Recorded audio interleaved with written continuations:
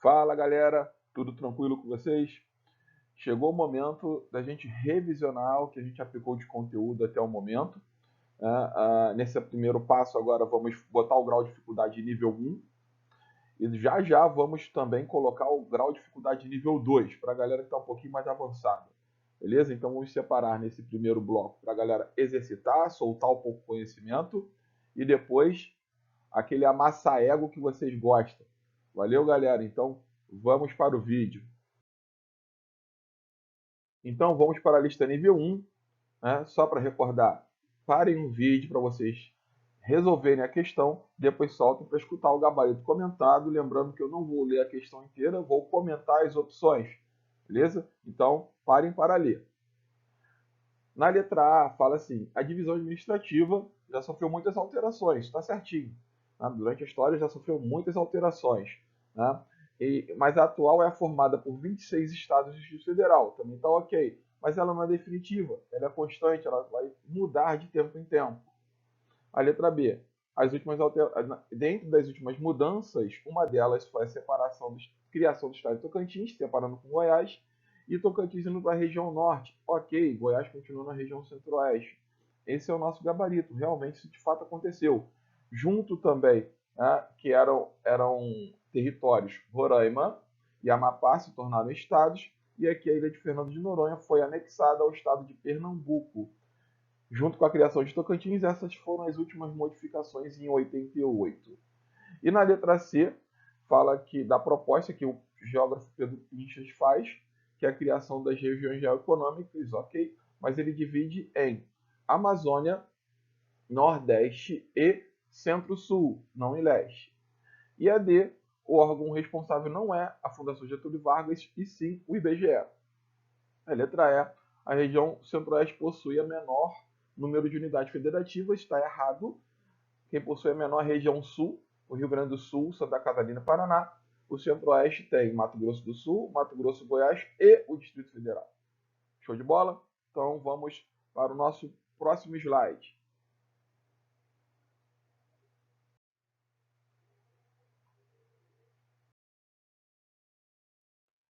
Na segunda questão, de nível 1, né, você tem que falar sobre as macro-regiões, beleza? E a única alternativa que vai te responder isso, vamos lá ver qual é.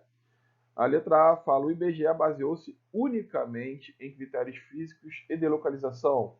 Não. Cuidado com essas palavras taxativas: unicamente, definitivamente, né? Nunca, para sempre. Beleza? 99% das vezes essa alternativa vai estar errada. Letra B. A divisão do IBGE levou em consideração apenas critérios humanos? Não. Tá? Levamos outros critérios também. Letra C. Essa divisão está muito ligada à organização política e administrativa do país, que apesar de deficiente, acaba sendo largamente utilizada? Sabemos que não. Né? Ela é muito ligada à organização política, lógico, porque a administração política do país ela vai ser em cima dessa regionalização. Né? Mas ela não é deficiente, ok? Ela é, dentro das divisões regionais, a melhor para a gente poder trabalhar o país economicamente. De outras maneiras, você vai ver o que eu vou explicar agora.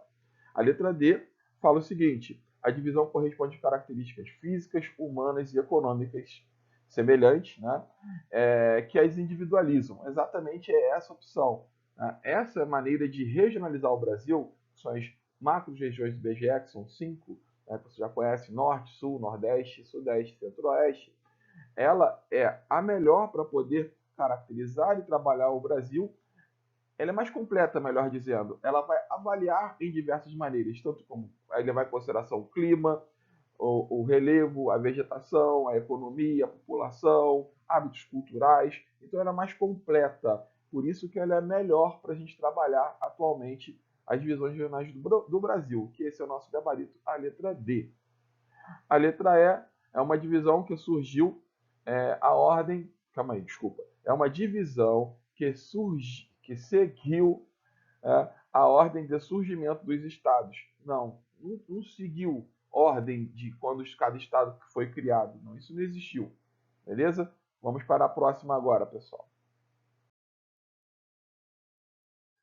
Na questão 3, né, vai falar sobre questão de fuso horário e por que o Brasil tem uma quantidade de fuso horário significativa. E pergunta por que desse motivo. Né? A letra A ampla extensão longitudinal e o movimento de rotação. Né? Vamos ver o restante para a gente poder desenvolver. A posição territorial específica, né? Vou botar até aqui o mapa mundi e fuso horário para vocês observarem. Né? A posição territorial específica em formato de geóide do planeta vai indicar isso? Não, né? O que vai indicar são outros motivos. A letra C, longa distanciação norte-sul. Isso não indica fuso horário norte-sul, e sim o leste-oeste. Show de bola? A expansão colonial interna e transformações geomorfológicas. O que é transformação geomorfológica? Estrutura de relevo ou a mudança do relevo vai indicar no fuso horário. Nada tem a ver, né? A fragmentação sociopolítica e deslocamento aparente do Sol também não responde o gabarito. A fragmentação de um país, sociopoliticamente falando, não altera no fuso horário. O nosso gabarito é mesmo a letra A, que eu deixei para responder por último.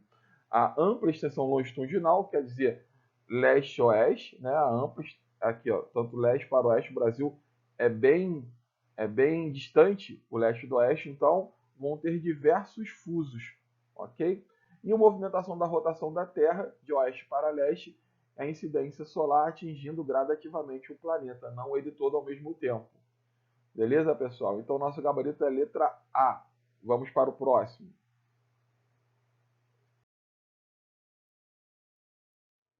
Então, galera, parem o vídeo para tentar resolver essa questão de fuso horário. Eu vou botar o mapinha também para ajudar vocês. Então, para vocês não observarem o mapa agora, parem o vídeo. Show? Então, vamos lá. Vai falar de questão de fuso horário básica, um cálculo de destino e chegada. Vou colocar aqui o mapinha para vocês. Então, aqui nesse mapinha, vocês podem ver que o Brasil, os fusos do Brasil aqui vão ter o -2, né? -2 de Greenwich. As ilhas oceânicas, o -3, que é o horário de Brasília, o -4 e o -5. Ok? Lembrando que vocês precisam ter conhecimento de capitais e estados do Brasil. Já canso de falar isso para vocês. Quem não tem vai ter muita dificuldade nesse tipo de questão. Tá? Porque a questão, geralmente ela avisa o fuso, mas ela pode não avisar. Você tem que ter esse domínio. Ele vai sair de Fernando de Noronha, 8 horas da manhã, com destino a Rio Branco. Rio Branco é a capital do Acre. Vocês precisam saber disso. E como que a gente resolve isso?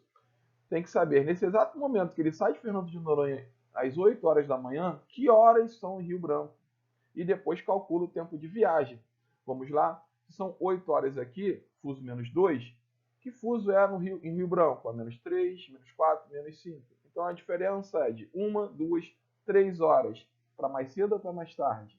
Lembra, toda a localização a leste está mais tarde. Então Rio Branco está mais cedo. Quantas horas mais cedo? 3 horas. Então se são 8 horas em Fernando de Noronha, são 5 horas da manhã em Rio Branco. Agora você soma o tempo de viagem. 5 mais 8, 13 horas. Ok? Então estamos aqui o gabarito letra D. Lembrando daquele macete. Se a localização está para leste, você faz as 3 somas. Que 3 somas? Hora de partida, mais a diferença entre os fusos, mais o tempo de viagem. Vai dar certinho. Mas se a localização estiver para o oeste, você usa o mais menos mais. O que é isso? Primeiro mais, hora de partida. Agora o menos, a diferença entre os fusos, mais o tempo de viagem. Quer ver? Hora de partida, 8 horas. Menos a diferença de fuso, que são 3. 8 menos 3, 5. Mais o tempo de viagem, 13 horas. Quer dizer, 8 horas que vai dar 13 horas no total. Beleza, pessoal?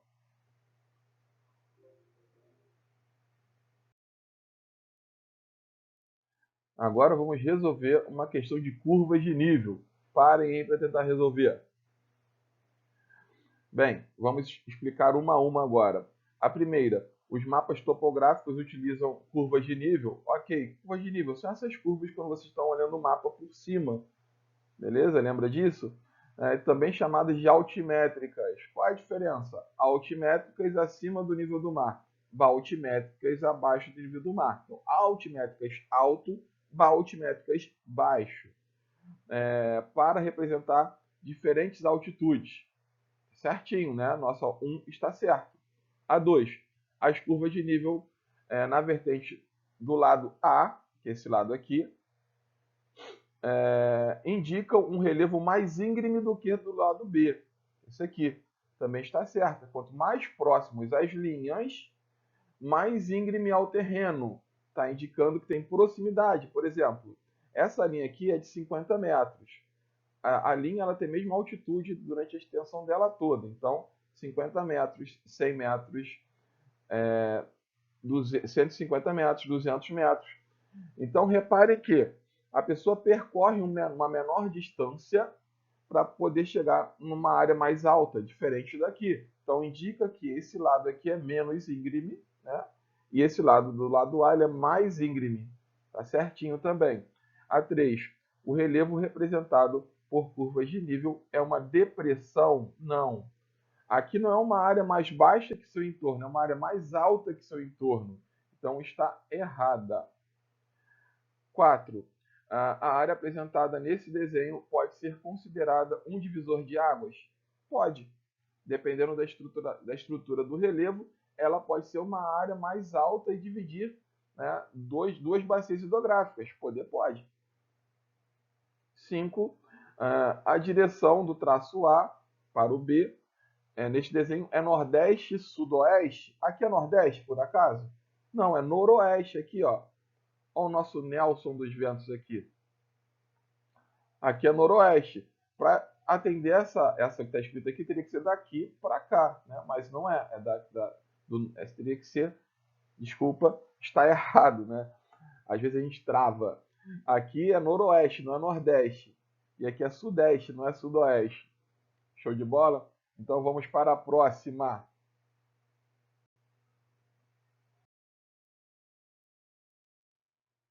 A 6 é uma questão de escala cartográfica. Então resolvam aí antes de eu liberar aqui. Resolveram? Então agora eu vou liberar para vocês aquela nossa famosa fórmula, que a gente não vai usar a regra de 3, a gente vai usar aquela fórmula chamada, que a gente chama de De Alckmin-Dash. Aí ela aí. Né? Nós temos quais informações? Temos a escala e temos a distância gráfica. Né? Então, ó, a escala você vai colocar aqui na letra E e a distância gráfica aqui no Dzinho. Show? E você vai ter aqui a incógnita, que é o Dzão. Então você tapa o Dzão. Ele não participa. Você tira ele. A conta a fazer quando é uma do lado da outra é multiplicação. Se fosse uma acima da outra, seria divisão. Então você vai multiplicar 1 milhão por 5. Aí você vai chegar ao resultado de 5 milhões. Sendo que você vai ter que tirar zeros, porque o Dzão é quilômetros. E quantos zeros você vai tirar? 5 zeros. 1, 2, 3, 4, 5. A resposta vai ser 50 quilômetros. Valeu, galerinha! Agora uma questão de coordenadas geográficas. Né? Parem para vocês conseguirem resolver. Então vamos agora, para a gente poder responder, o ponto A e B encontram-se no mesmo hemisfério? O A, hemisfério sul ocidental, e o B, bem aqui no meio do meridiano de Greenwich, mas ele está ao norte, então não está no mesmo hemisfério. Aqui está errada a 1. A 2, as coordenadas do ponto D, está aqui, são 60 graus de latitude. Vamos ver, 60 de latitude, está ok, norte, né, que ali é o positivo. Lembra do cartesiano? Acima positivo, abaixo negativo. No caso, né, plano cartesiano da matemática, a gente só associa para cá para poder lembrar. A direita positivo, a esquerda negativo. Então aqui é positivo, está para o norte, ok. 120 menos 120 é 120, mas não é menos 120, é mais 120. Certo? Então aqui está errada a 2. A 3, as coordenadas do ponto C são 20 e menos 30. Vamos ver, ponto C, 20 sul. Aqui está com 20 norte, né? Que está positivo, então está errado. O menos 30 estaria certo? Também não, seria mais 30, que está para a direita de Greenwich, está para leste de Greenwich. Então também está errada. O 4. O ponto B possui latitude 0. Ele possui a longitude 0 e a latitude mais 20. Ó. Então também está errada. E a 5, o ponto B encontra-se apenas no hemisfério norte? D, está apenas no hemisfério norte? Não, né, galera? Sabemos que está ao norte, mas ele também está a leste. Então, quando falamos de hemisfério, não podemos esquecer, existe hemisfério norte, hemisfério sul, hemisfério leste e hemisfério oeste. Beleza? Então, ele não está somente no norte, está no norte, a leste também. Ou boreal e oriental, por exemplo. Ok? Então, nosso gabarito letra E, todas estão incorretas. Vamos para a próxima, pessoal.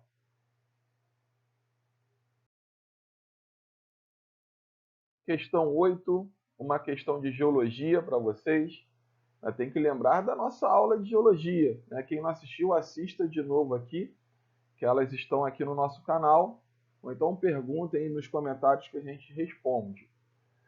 O número que corresponde nas camadas, né, dá uma parada para poder resolver, esqueci de avisar, né, nas camadas da Terra, a descontinuidade de Mohorovičić lembra aquele palavrão que eu falo para vocês? Tem aquela notícia boa e a notícia ruim. A notícia ruim é que pode cair na prova. Você tem que decorar o nome dessa criança aí, esse nome gigantesco. Né? Mas a boa, a notícia boa é que você não precisa escrever. Só lembrar dele e o que aconteceu. Né? A descontinuidade de Mohorovičić, ela vai indicar quando as camadas da Terra saem do estado sólido para o estado pastoso. Então é aqui, ó, essa linha aqui que vai do sólido para o manto, que é o pastoso. Então nosso gabarito é o 5. 1 está falando do manto superior, o 2 está falando do núcleo externo, o 4 está falando que é a mesosfera, que é o manto inteiro, e o 5 que é a nossa descontinuidade. Só para lembrar da outra descontinuidade que separa o pastoso do líquido, que fica aqui, que seria de Gutenberg. Ok, pessoal? Então, nosso gabarito é o 5. Vamos para a questão 9. Está falando sobre classificações de relevo de Jurandir-Royce. Então, parem e tentem resolver. Eu vou colocar agora um mapinha. Depois que eu colocar esse mapa, vocês vão lembrar exatamente qual é a resposta. Aqui, ó. Essas foram as definições de Jurandir-Royce. Lembra que eu já mostrei para vocês em sala de aula? Como que ele vai dividir? Ele vai dividir em planalto, planície e depressão. Vocês não podem misturar com estruturas de relevo. A estrutura de relevo é a base, é o alicerce, onde o relevo se forma, que são as formas de relevo. A estrutura de relevo, sim, que vai ser, né, os crátonos ou escudos cristalinos, bacias sedimentares e dobramentos modernos que não tem no Brasil. Isso é estrutura de relevo. Formas de relevo, que são classificações que ele utiliza, planalto, planície e depressão. Respondido?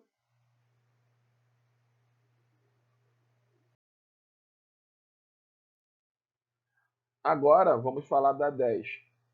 Parem para poder resolver. Bem, a letra A, né, aqui está falando de formação do relevo brasileiro. A letra A fala a ocorrência de fenômenos tectônicos. O Brasil tem terremoto? Tem terremoto. A gente já falou sobre isso. Tá? Vira e mexe tem terremoto no Brasil. Mas o Brasil, por estar numa área central de placa, os terremotos eles são quase imperceptíveis. São raros quando a gente consegue perceber um terremoto no Brasil. Mas tem terremoto. Mas o terremoto não tem força e intensidade para poder modificar as estruturas da crosta terrestre aqui na parte do Brasil. Então a letra A está errada. A letra B, formação geológica antiga, ok, e acentuada atuação dos agentes externos, que são exógenos, certinho, intemperismo e processo erosivo. Tem uma atuação muito forte aqui no Brasil, porque o Brasil é um país tem muita umidade, causando intemperismo químico. E o intemperismo químico ele é mais contundente no ambiente, ele atua com mais intensidade no ambiente, diferente do temperismo físico. também tem a sua atuação, mas não é tão forte quanto o temperismo químico. Então a letra B está ok, é nosso gabarito. A C, predominância das áreas de planície e do regime nival. Regime nival não, é de gelo, geleira. Né? Todo regime nival é de derretimento de geleira, por exemplo. No caso, regime do rio, né? Erosão nival. Então não é. Show de bola. A D, elevada atuação dos agentes endógenos. A parte endógena modifica a superfície aqui no Brasil? Não, né? Eu já expliquei. Terremoto, vulcanismo, não tem no Brasil atualmente. Então são os exógenos. E letra E, estruturação recente do relevo. Não é recente, o relevo do Brasil é antigo, lembra disso? Então, resolvida a questão.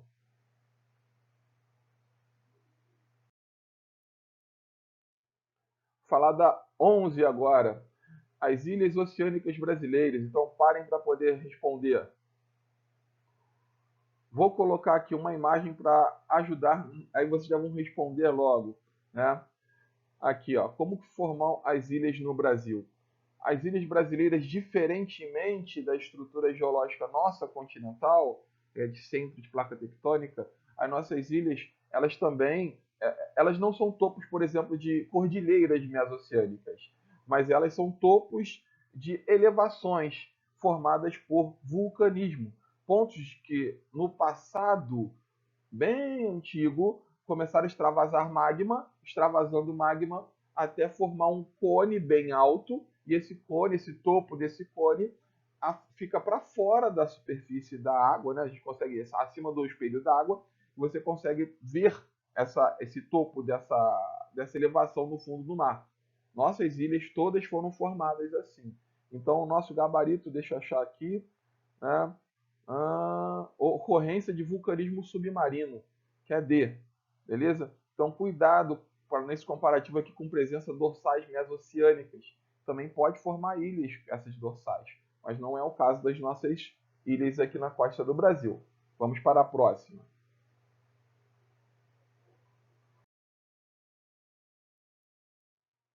Então, agora vamos para a última questão dessa lista do nível 1. A quem ainda não curtiu o vídeo, dê uma curtida aí no vídeo. Quem ainda não se inscreveu no canal, se inscreva no canal para ajudar o prof. Valeu? E agora vamos responder essa daqui. Parem para poder responder. É aquela parada marota. Eu vou liberar agora o mapinha para vocês darem uma olhada. Né? Esse mapa ajuda a mostrar onde estão os principais escudos e bacias sedimentares no Brasil. São estruturas de relevo, para poder visualizar melhor. E agora vamos comentar aqui as opções. A1, Planalto Central, localizado principalmente no Nordeste. O Planalto Central fica aqui, ó, no centro do Brasil. Não fica no Nordeste, então está errada. B, Planalto Atlântico, localizado na região Sudeste, está ok. E constituído por rocha sedimentar recente? Não. Da cristalização do magma lá atrás do pré-cambriano. C, Planalto Meridional, no sul do Brasil. Estaria certo, né? Sul do Brasil meridional, porque meridional é sul, beleza? Onde rochas são encontradas de carvão mineral. Aí vamos ter principalmente o erro aí, é bem claro para vocês, que não tem carvão mineral em rocha cristalina. Rocha cristalina tem recursos minerais metálicos, ouro, prata, cobre. Carvão mineral, petróleo, gás natural proveniente de bacia sedimentar. Lembre sempre disso. D, Planalto das Guianas, no norte do país. Ok. Formado principalmente por terrenos cristalinos antigos. Show de bola. Intensamente erodido. Né? Os agentes do intemperismo, o processo erosivo atua muito no Brasil, já expliquei sobre isso. Embora com blocos de elevada altitude, tá certo. São as áreas mais altas do Brasil.